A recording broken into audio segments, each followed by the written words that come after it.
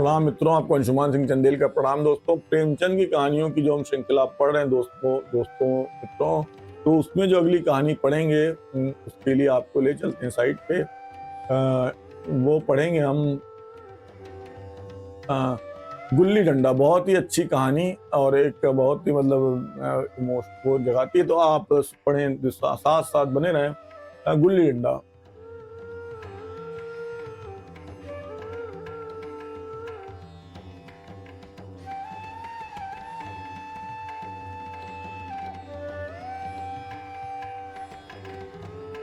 हमारे अंग्रेज दोस्त माने या ना माने, मैं तो यही कहूंगा कि गुल्ली डंडा सब खेलों का राजा है। अब भी कभी लड़कों को गुल्ली डंडा खेलते देखता हूं तो जी लोट-पोट हो जाता है कि इनके साथ जाकर खेलने लगूं। ना लॉन की जरूरत है, ना कोर्ट की, ना नेट की, ना थापी की।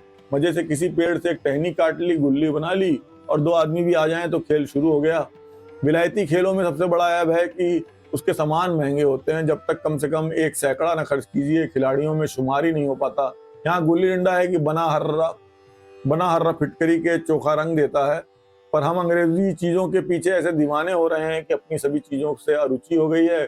स्कूलों में हर एक लड़के से 3-4 रुपए सालाना केवल खेलने की फीस ली जाती है। किसी को यह नहीं सोचता कि भारतीय खेल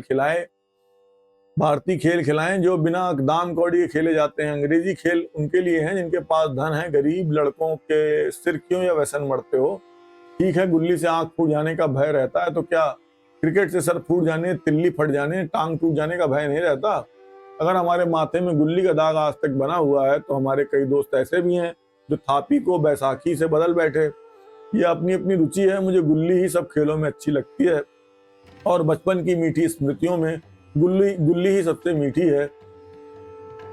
वह प्रातः काल घर से निकल जाना, वह पेड़ पर चढ़कर टहनियां काटना और गुल्ली डंडे बनाना, वह उत्साह, वह खिलाड़ियों के जमघटे, वह पदना और पदाना, वह लड़ाई झगड़े, वह सरल स्वभाव जिससे छूत अछूत अमीर गरीब का बिल्कुल भेद न रहता था, जिसमें अमीराना चोचलों की प्रदर्शन की अभिमान की गुंजाइश ही न थी।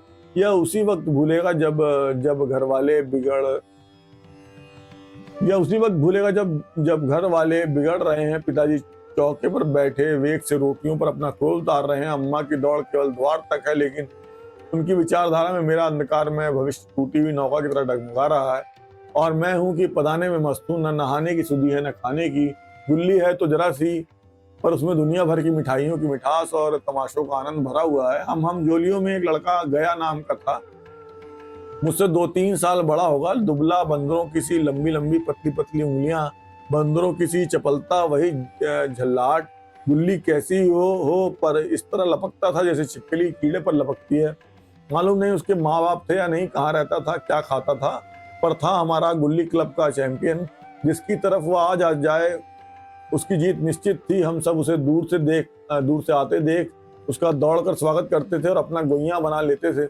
एक दिन मैं और गया दो ही खेल रहे थे। वह पदा रहा था, मैं पद रहा था। मगर कुछ विचित्र बात है कि पदाने में हम दिन भर मस्त रह सकते हैं, पदना 1 मिनट का भी अखरता है। मैंने गला छुड़ाने के लिए सब चालें चली जो ऐसे अवसर पर शास्त्र विहित न होने पर भी क्षम्य है, लेकिन गया अपना दाव लिए बगैर मेरा पिंड न छोड़ता था। मैं घर की ओर भागा, उन्हें विनय का कोई असर न हुआ। गया ने मुझे दौड़कर पकड़ लिया और डंडा तान कर बोला, मेरा दाव देकर जाओ, पदाया तो बड़े बहादुर बन के पदने के बेर क्यों भागते जाते हो। तो तुम दिन भर पदाओ तो मैं दिन भर पदता रहूं। हाँ, तुम्हें दिन भर पदना पड़ेगा। मैं खाने जाऊं ना पीने जाऊं। हाँ, मेरा दाव दिए बिना कहीं नहीं जा सकते। मैं तुम्हारा गुलाम हूँ। हाँ, मेरे गुलाम हो। मैं घर जाता हूँ, देखो मेरा क्या कर लेते हो। घर कैसे जाओगे, कोई दिल लगी है, दाव दिया है, दाव लेंगे। अच्छा, कल मैंने अमरूद खिलाया था, वह लौटा दो। वह तो पेट में चला गया। निकालो पेट से, तुमने क्यों खाया मेरा अमरूद। अमरूद तुमने दिया तब मैंने खाया, मैं तुमसे मांगने न गया था। जब तक मेरा अमरूद न दोगे मैं दाव न दूंगा। मैं समझता था न्याय मेरी ओर है, आखिर मैंने किसी स्वार्थ से ही उसे अमरूद खिलाया होगा। कौन निस्वार्थ किसी के साथ सलूक करता है। भिक्षा तक तो स्वार्थ के लिए देते हैं। जब गया ने अमरूद खाया तो फिर उससे मुझसे दाव लेने का क्या अधिकार है। रिश्वत देकर तो लोग खून पचा जाते हैं, या मेरा अमरूद यूं ही हजम कर जाएगा। अमरूद पैसे के 5 वाले थे जो गया के बाप को भी नसीब न होंगे। यह सरासर अन्याय था। गया ने मुझे अपनी ओर खींचते हुए कहा, मेरा दाव देकर जाओ, अमरूद समरूद मैं नहीं जानता। मुझे न्याय का बल था, वह न्याय पर डटा हुआ था। मैं हाथ छुड़ाकर भागना चाहता था, वह मुझे जाने ना देता। मैंने उसे गाली दी, उसने उससे कड़ी गाली दी और गाली ही नहीं एक चांटा जमा दिया। मैंने उसे दांत काट लिया, उसने मेरी पीठ पर डंडा जमा दिया। मैं रोने लगा। गया मेरे इस अस्त्र का मुकाबला न कर सका। मैंने तुरंत आंसू पोंछ डाले, डंडे की चोट भूल गया और हंसता हुआ घर जा पहुंचा। मैं थानेदार का लड़का एक नीच जात के लौंडे के हाथों पिट गया। यह मुझे इस समय भी अपमानजनक मालूम हुआ, लेकिन घर में किसी से शिकायत न की। उन्हीं दिनों पिताजी का वहां से तबादला हो गया। नई दुनिया देखने की खुशी में ऐसा फूला कि अपने हमजोलियों से बिछुड़ जाने का बिल्कुल दुख न हुआ। पिताजी दुखी थे, वह बड़ी आमदनी की जगह थी। अम्मा जी भी दुखी थी, यहाँ सब चीजें सस्ती थी और मोहल्ले की स्त्रियों से घराव सा हो गया था। लेकिन मैं मारे खुशी के फूले न समाता था। लड़कों में मैं जीट उड़ा रहा था। वहाँ ऐसे घर थोड़े ही होते हैं, ऐसे ऐसे ऊंचे घर हैं कि आसमान से बातें करते हैं। वहाँ के अंग्रेजी स्कूल में कोई मास्टर लड़कों को पीटे तो उन्हें जेल हो जाए। मेरे मित्रों की फैली हुई आंखें और चकित मुद्रा बतला रही थी कि मुझसे उनकी निगाह में कितनी स्पर्धा हो रही थी। मानो कह रहे थे, तू भगवान है भाई, जाओ, हमें तो इसी उजड़े गांव में जीना भी है और मरना भी है। 20 साल गुजर गए। मैंने इंजीनियरिंग पास की और उसी जिले का दौरा करता हुआ उसी कस्बे में पहुंचा और डाक बंगले में ठहरा। उस स्थान को देखते ही इतनी मधुर बाल स्मृतियां हृदय में जाग उठी कि मैंने छड़ी उठाई और कस्बे की सैर करने निकला। आंखें किसी प्यासे पथिक की भांति बचपन के उन क्रीड़ा स्थलों को देखने के लिए व्याकुल हो रही थी, पर उस परिचित नाम के सिवा वहां और कुछ परिचित न था। जहां खंडर था वहां पक्के मकान खड़े थे, जहां बरगद का पुराना पेड़ था वहां अब एक सुंदर बगीचा था। स्थान की काया पलट हो गई थी। अगर उसके नाम और स्थिति का ज्ञान न होता तो मैं उसे पहचान भी न सकता। बचपन की संचित और अमर स्मृतियां बाहें खोले अपने उन पुराने मित्रों से गले मिलने को अधीर हो रही थी। मगर वह दुनिया बदल गई थी। ऐसा जी चाह होता था कि उस धरती से लिपट कर रोऊं और कहूं, तुम मुझे भूल गई, मैं तो अब भी तुम्हारा वही रूप देखना चाहता हूं। ऐसा एक खुली जगह में मैंने 2-3 लड़कों को गुल्ली डंडा खेलते देखा। एक क्षण के लिए मैं अपने को बिल्कुल भूल गया कि मैं एक ऊंचा अफसर हूँ। साबी ठाट में रौ बर अधिकार के आवरण में जाकर एक लड़के से पूछा, क्या बेटे यहाँ कोई गया नाम का आदमी रहता है? एक लड़के ने गुल्ली डंडा समेट कर सहमे हुए स्वर में कहा, कौन गया? गया चमार। मैंने यूं ही कहा, हाँ वही, गया नाम का कोई आदमी है तो शायद वही हो। हाँ है तो जरा उसे बुला सकते हो? लड़का दौड़ते हुए गया और एक क्षण में एक 5 हाथ के काले देव को साथ लिए आता दिखाई दिया। मैं दूर से पहचान गया। उसकी ओर लपकना चाहता था कि उसके गले लिपट जाऊं, पर कुछ सोच कर रह गया। बोला, कहो गया, मुझे पहचानते हो? गया ने झुककर सलाम किया। हाँ मालिक, भला पहचानूंगा क्यों नहीं, आप मजे में हो? बहुत मजे में, तुम अपनी कहो। डिप्टी साहब का साइस हूँ। मतई, मोहन, दुर्गा सब कहाँ हैं, कुछ खबर है? मतई तो मर गया, दुर्गा और मोहन दोनों डाकिया हो गए। आप? मैं जिले का इंजीनियर हूँ। सरकार तो पहले ही बड़े जहीन थे। अब कभी गुल्ली डंडा खेलते हो? गया ने मेरी ओर प्रश्न भरी आंखों से देखा। अब गुल्ली डंडा कहाँ क्या खेलूंगा सरकार, अब तो धंधे से छुट्टी नहीं मिलती। आओ हम तुम खेलें, तुम पदाना हम पदेंगे, तुम्हारा एक दांव हमारे ऊपर है, वो आज ले लो। गया बड़ी मुश्किल से राजी हुआ। वह ठहरा टके का मजदूर, मैं एक बड़ा अफसर। हमारा और उसका क्या जोड़, बेचारा झेप रहा था। लेकिन मुझे भी कुछ कम झेप नहीं थी। इसलिए नहीं कि मैं गया के साथ खेलने जा रहा था, बल्कि इसलिए कि लोग इस खेल को अजूबा समझकर इसका तमाशा बना लेंगे और अच्छी खासी भीड़ लग जाएगी। उस भीड़ में वो आनंद कहाँ रहेगा, पर खेले बगैर तो रहा नहीं जाता।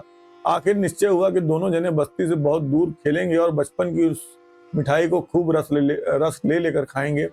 मैं गया को लेकर डाक बंगले पर आया और मोटर में बैठकर दोनों मैदान की ओर चले। साथ में कुलाड़ी ले ली। मैं गंभीर भाव धारण किए हुए था, लेकिन गया इसे अभी भी मजाक ही समझ रहा था। फिर भी उसके मुख पर उत्सुकता या आनंद का कोई चिन्ह न था। शायद वह हम दोनों में जो अंतर हो गया था, यही सोचने में मग्न था। मैंने पूछा, तुम्हें कभी हमारी याद आती थी क्या? सच कहना। गया झेपते हुए बोला, मैं आपको याद करता हुजूर किस लायक हूँ? भाग में आपके साथ कुछ दिन खेलना बता था, नहीं मेरी क्या गिनती। मैंने कुछ उदास होकर कहा, लेकिन मुझे तो बराबर तुम्हारी याद आती थी। तुम्हारा वह डंडा जो तुमने तान कर जमाया था, याद है ना? गया ने पछताते हुए कहा, वह लड़कपन था सरदार, सरकार उसकी याद में दिलाओ। वह मेरे बाल जीवन की सबसे रसीली याद है। तुम्हारे उस डंडे में जो रस था, वह तो अब ना आदर सम्मान में पाता हूँ ना धन में। इतनी देर में हम बस्ती से कोई 3 मील निकल आए। चारों ओर सन्नाटा था। पश्चिम और कोसों तक भीमताल फैला हुआ था, जहां आकर हम किसी समय कमल पुष्प तोड़ ले जाते थे और उसके झुमकू बनाकर कानों में डाल लेते थे। जेठ की संध्या केसर में डूबी चली आ रही है। मैं लपक कर एक पेड़ पर चढ़ गया और टहनी काट लाया। चटपट गुल्ली डंडा बन गया। खेल शुरू हो गया। मैंने गुच्ची में गुल्ली रख के उछाली। गुल्ली गया के सामने से निकल गई। उसने हाथ लपकाया जैसे मछली पकड़ रहा हो। गुल्ली उसके पीछे जाकर गिरी। यह वही गया है जिसके हाथों में गुल्ली जैसे आप ही आकर बैठ जाती थी। वह दाहिने बाएं कहीं हो, गुल्ली उसके हथेली में ही पहुंचती थी, जैसे गुल्लियों पर वशीकरण डाल देता हो। नई गुल्ली, पुरानी गुल्ली, छोटी गुल्ली, बड़ी गुल्ली, नोकदार गुल्ली, सपाट गुल्ली, सभी उससे मिल जाती थी। जैसे उसके हाथों में कोई चुंबक हो, गुल्लियों को खींच लेता हो। लेकिन आज गुल्ली को उससे वह प्रेम नहीं रहा। फिर तो मैंने पदाना शुरू किया। मैं तरह तरह की धांधलियां कर रहा था। अभ्यास की कसर बेईमानी से पूरी कर रहा था। कुछ जाने पर भी डंडा खेले जाता था। हालांकि शास्त्र के अनुसार गया की बारी आनी चाहिए थी। गुल्ली पर ओछी चोट पड़ती और वह जरा दूर पर गिर पड़ती तो मैं झपट कर उसे खुद उठा लेता और दोबारा टाण लगाता। गया सारी बेकायदगियां देख रहा था पर कुछ न बोलता था, जैसे उसे वह सब कायदे कानून भूल गए। उसका निशाना कितना अचूक था। गुल्ली उसके हाथ से निकलकर टन से डंडे से आकर लगती थी। उसके हाथ से छूटकर उसका काम डंडे से टकरा जाना। लेकिन आज वह गुल्ली डंडे में लगती ही नहीं। कभी दाहिने जाती, कभी बाएं, कभी आगे, कभी पीछे। आधा घंटा पढ़ाने के बाद एक गुल्ली डंडे में आके लगी। मैंने धांधली की, गुल्ली डंडे में नहीं लगी। बिल्कुल पास से गई है लेकिन लगी नहीं। गया ने किसी प्रकार का संतोष प्रकट नहीं किया। न लगी होगी। डंडे में लगती तो क्या मैं बेईमानी करता? नहीं भैया, तुम भला बेईमानी करोगे? बचपन में मजाल था कि मैं ऐसा घपला करके जीता बचता। यही गया गर्दन पर चढ़ बैठता। लेकिन आज मैं उसे कितनी आसानी से धोखा दिए चला जाता था। गधा है, सारी बातें भूल गया। सहसा गुल्ली फिर डंडे से लगी और इतनी जोर से लगी कि जैसे बंदूक छूटी हो। इस प्रमाण के सामने अब किसी तरह की धांधली करने का साहस मुझे इस वक्त भी ना हो सका। लेकिन क्यों ना एक बार सबको झूठा बताने की चेष्टा करूं। मेरा हरज ही क्या है? मान गया तो वाह वाह, नहीं तो दो चार हाथ पदना ही तो पड़ेगा। अंधेरे का बहाना करके जल्दी से छूट लूंगा, फिर कौन दांव देने आता है। गया ने विजय के उल्लास में कहा, लग गई टन से बोली। मैंने अनजान बनने की चेष्टा करके कहा, तुमने लगते देखा? मैंने तो नहीं देखा। टन से बोली है सरकार, और जो किसी ईंट से टकरा गई हो। मेरे मुख से वाक उस समय कैसे निकला इसका मुझे खुद आश्चर्य है। इस सत्य को झुटलाना वैसा ही है जैसे दिन को रात बतलाना। हम दोनों ने गुल्ली को डंडे में जोर से लगते देखा था, लेकिन गया ने मेरा कथन स्वीकार कर लिया। हाँ, किसी ईंट में ही लगी होगी। डंडे में लगती तो इतनी आवाज न होती। मैंने फिर पदाना शुरू कर दिया, लेकिन इतनी प्रत्यक्ष धांधली कर देने के बाद गया की सरलता पर मुझे दया आने लगी। इसलिए जब तीसरी बार गुल्ली डंडे में लगी तो मैंने बड़ी उदारता से दांव देना तय कर लिया। गया ने कहा, अब तो अंधेरा हो गया भैया, कल पर रखो। मैंने सोचा कल बहुत सा समय होगा, या न जाने कितनी देर पदाए, इसीलिए इसी वक्त मामला साफ कर लेना अच्छा होगा। नहीं, अभी बहुत उजाला है, तुम अपना दांव ले लो। गुल्ली सूझेगी नहीं, कुछ परवाह नहीं। गया ने पताना शुरू किया, पर उसे अब बिल्कुल अभ्यास न था। उसने 2 बार टाण लगाने का इरादा किया, पर दोनों ही बार हुच गया। 1 मिनट से कम में वह दांव खो बैठा। मैंने अपनी हृदय की विशालता का परिचय दिया। एक दांव और खेल लो, तुम तो पहले ही हाथ में हुच गए। नहीं भैया, अब अंधेरा हो गया, तुम्हारा अभ्यास छूट गया। कभी खेलते नहीं? खेलने का समय कहाँ मिलता भैया। हम दोनों मोटर पे जा बैठे और चिराग जलते जलते पड़ाव पर पहुंच गए। गया चलते चलते बोला, कल यहाँ गुल्ली डंडा होगा, सभी पुराने खिलाड़ी खेलेंगे, तुम भी आओगे? जब तुम्हें फुर्सत हो तभी खिलाड़ियों को बुलाऊं।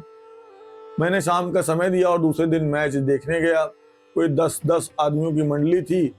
कई मेरे लड़कपन के साथी निकले। अधिकांश युवक थे जिन्हें मैं पहचान न सका। खेल शुरू हुआ। मैं मोटर पर बैठा बैठा तमाशा देखने लगा। आज गया का खेल, उसका नैपुण्य देखकर मैं चकित हो गया। टाण लगाता तो गुल्ली आसमान से बात करती। कल किसी वह झिझक, वह हिचकिचाहट, वह बेदिली आज न थी। लड़कपन में जो बात थी आज उसने प्रौढ़ता प्राप्त कर ली थी। कहीं कल इसने मुझे इस तरह पदाया होता तो मैं जरूर रोने लगता। उसके डंडे की चोट खाकर गुल्ली 200 गज की खबर लाती थी। पदने वालों में से एक युवक ने कुछ धांधली की। उसने अपने विचार में गुल्ली लपक ली थी। गया का कहना था गुल्ली जमीन से लगकर उछली है। इस पर दोनों में ताल ठोकने की नौबत आई। युवक दब गया। गया का तमतमाया हुआ चेहरा देखकर डर गया। अगर वह दब न जाता तो जरूर मारपीट हो जाती। मैं खेल में न था, पर दूसरों के इस खेल में मुझे वही लड़कपन का आनंद आ रहा था जब हम सब कुछ भूलकर खेल में मस्त हो जाते थे। अब मुझे मालूम हुआ कि कल गया ने मेरे साथ खेला नहीं, केवल खेलने का बहाना किया। उसने मुझे दया का पात्र समझा। मैंने धांधली की, बेईमानी की, पर उसे जरा भी क्रोध न आया, इसलिए कि वह खेल न रहा था, मुझे खिला रहा था, मेरा मन रख रहा था। वो मुझे पदाकर मेरा कचूमर नहीं निकालना चाहता था। मैं अब अफसर हूँ, ये अफसरी मेरे और उसके बीच में दीवार बन गई है। मैं अब उसका लिहाज पा सकता हूँ, अदब पा सकता हूँ, साहचर्य नहीं पा सकता। लड़कपन था तब मैं उसका समकक्ष था, यह पद पाकर अब मैं केवल उसकी दया योग्य हूँ। वह मुझे अपना जोड़ नहीं समझता, वह बड़ा हो गया, मैं छोटा हो गया हूँ। तो मित्रों, ये बहुत ही अच्छी कहानी हमने पढ़ी गुल्ली डंडा प्रेमचंद जी की। तो एक बार फिर आप सभी को प्रणाम दोस्तों।